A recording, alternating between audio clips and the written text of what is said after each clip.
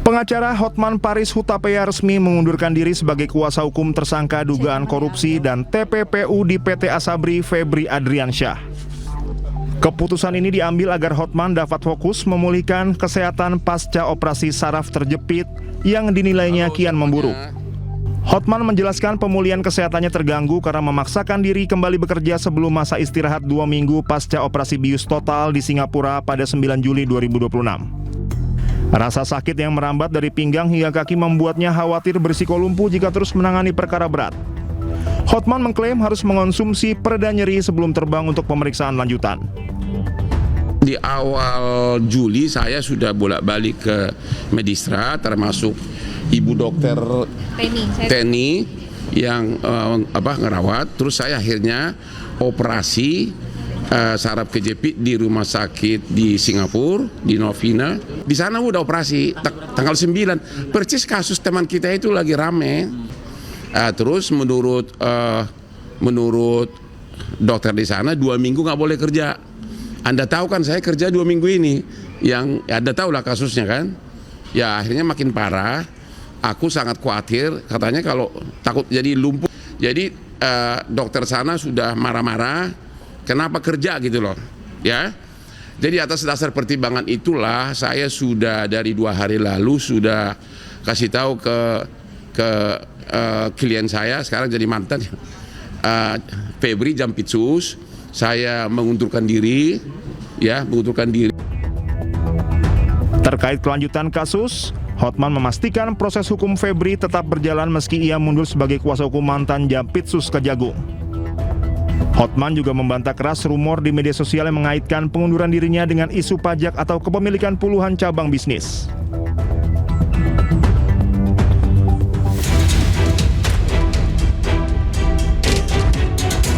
Media independen online Indonesia melaporkan pengacara kondang Hotman Paris Hutapea terkait kasus dugaan penghinaan profesi wartawan. Pelapor didampingi kuasa hukum Pitra Romadoni untuk menjalani pemeriksaan di Polda Metro Jaya. Ia mengatakan saat ini sudah ada belasan saksi dan bukti-bukti tambahan seperti flash disk dan rekaman video. Pemeriksaan tambahan ya, sekaligus ada bukti-bukti tambahan juga, dan kami kira sudah belasan ya saksi-saksinya ya. Sudah sangat banyak sekali ya. Banyak dan sekali. Ini pemeriksaannya dilakukan secara maraton. Ya, makanya kita berharap dalam waktu dekat ini saudara HPA segera dipanggil. Karena ini kan menyangkut terkait dengan profesi dan harkat martabat wartawan. Ya, kalau memang yang bersangkutan itu berkilah, saya kan bertanyanya kepada individu. Persoalannya adalah itu dalam agenda konferensi pers. Di situ dihadiri oleh berbagai wartawan. Apakah etis dan layak dibilang seperti itu di hadapan wartawan? Sebelumnya, Persatuan Wartawan Indonesia atau PWI Pusat melaporkan pengacara Hotman Paris ke Polda Metro Jaya atas dugaan pelecehan terhadap profesi wartawan saat jumpa pers terkait kasus mantan Jampitsus Febri Adriansyah. Usai menuai kritik keras atas ucapannya kepada seorang jurnalis, Hotman menyampaikan permintaan maaf kepada wartawan dan organisasi wartawan Indonesia.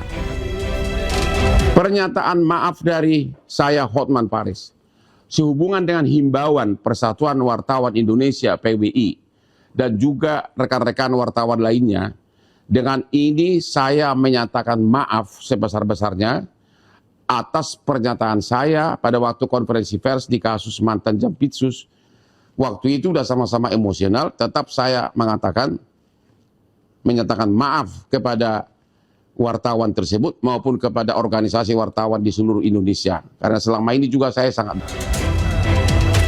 Meski begitu, PWI tetap menyesalkan pernyataan Hotman Paris kepada wartawan saat memberikan keterangan kepada media di lingkungan Kejaksaan Agung.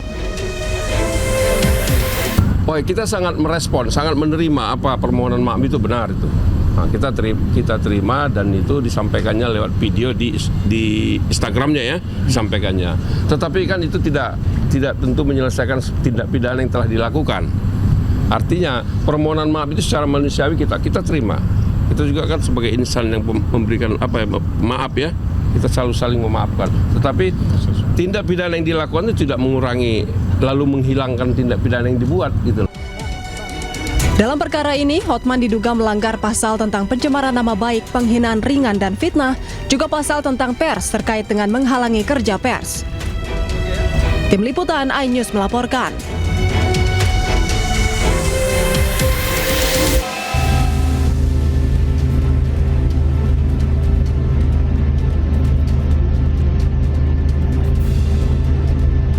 Kelompok Houthi di Yaman menyerang 2 kapal tanker Arab Saudi.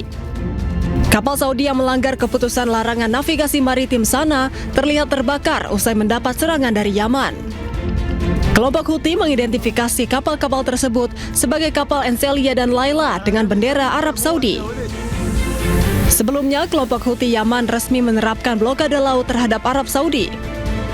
يواصل العدو السعودي المجرم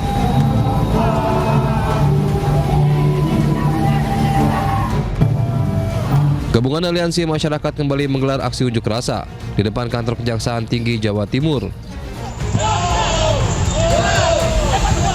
Dalam aksinya, massa melakukan pembakaran ban dan melempari poster mantan Japitsus Febri Adriansyah dengan telur busuk.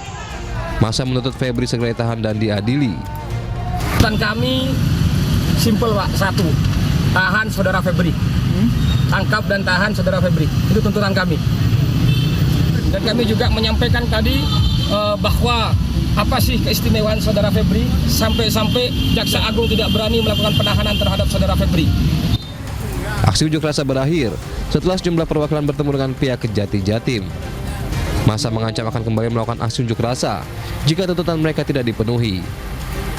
Dari Surabaya, Jawa Timur, Hari Tambayong, iNews melaporkan.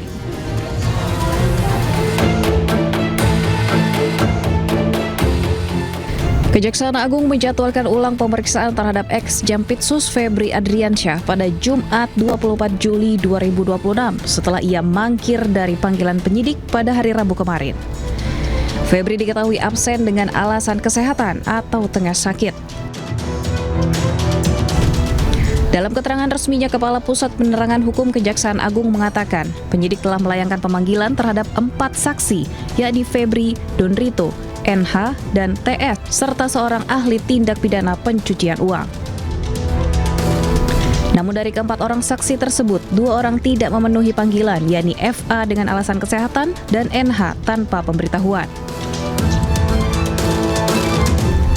Febri Adriansyah dan Donrito merupakan tersangka kasus dugaan korupsi dan tindak pidana pencucian uang atau TPPU. Keduanya ditetapkan tersangka oleh Korps Pemberantasan Tindak Pidana Korupsi Polri dan di Treskrimsus Polda Metro Jaya yang kini perkaranya telah dilimpahkan ke Kejaksaan Agung. Tim Liputan iNews melaporkan.